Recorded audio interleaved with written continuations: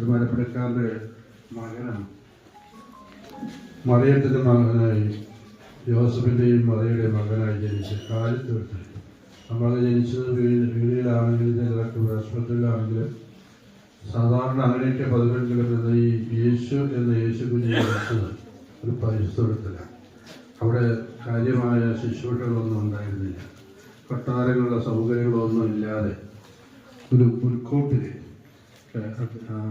മഹാനായ യേശുനാഥൻ ജനിച്ചു. അത് നമ്മൾ പഠിപ്പിക്കുന്നത് എളിമയുടെയും ഹ്യൂമിലിറ്റി പ്രാധാന്യമാണ്. നമുക്ക് ഈ ക്രിസ്മസിനെ എന്ത് ചെയ്യാം? നമ്മുടെ സഭയുടെ പിതാക്കന്മാരെ എപ്പോഴും പഠിപ്പിക്കുന്നത് യേശുനാഥൻ്റെ ആ മുഖ്യ വാചകം തന്നെ, അല്ലെങ്കിൽ വചനം തന്നെ. സ്നേഹമുള്ളവരായി തീരുക, സ്നേഹിതരാകുക, പരസ്പരം അങ്ങോട്ടും ഇങ്ങോട്ടുള്ളതായ നല്ല സഹായങ്ങൾ നൽകി സന്തോഷങ്ങൾ പങ്കുവയ്ക്കുക എന്നുള്ളതാണ് ഈശോൻ ഉദ്ദേശിക്കുന്നത്. നാം മറ്റുള്ളവർക്ക് വേണ്ടി നമ്മുടെ ക്ലാസ്സിലോ അല്പകത്തോ വിഷമിക്കുന്ന ആരെങ്കിലുണ്ടെങ്കിൽ അവർ നോക്കാം. ഒരു ചെറിയ മിഠായിയോ അല്ലെങ്കിൽ ഒരു ചെറിയ പുഞ്ചിരിയോ നൽകി അവരെ സന്തോഷിപ്പിക്കാനായിട്ട് നമുക്ക് കഴിയും. പടക്കമുണ്ടെങ്കിൽ അത് മറന്ന് കൂട്ടുകൂടാം.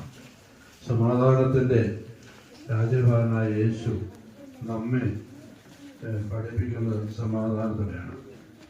യേശുനാഥൻ പുൽക്കോട്ടിൽ പറഞ്ഞ ദിവസത്തിലെ സ്വർഗീയ മാലാഖമാർ പാടിയ പാട്ടാണ് ക്രിസ്മസ് പാട്ട്. അത്തിന് സഭയുടെ ആത്മായ ട്രസ്റ്റി ഗീവറേറ്റ് സഭാ സെക്രട്ടറി എല്ലാവർക്കും നല്ലൊരു ക്രിസ്മസ് ആശംസിക്കുന്നു. അതുപോലെ നിക്കോളാസിന്റെ കഥയൊക്കെ പറഞ്ഞു തന്നു. ആത്മായ ട്രസ്റ്റി വേദിയിൽ ആശംസ പ്രസാദനായിരിക്കുന്ന വ്യക്തിത്വങ്ങളെ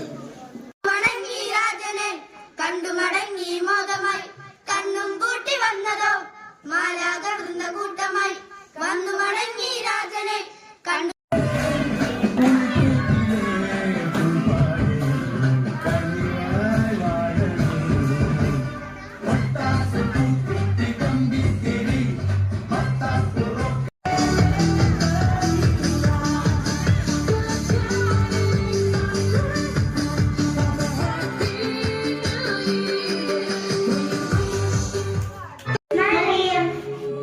അപ്പയുടെ പേരോ?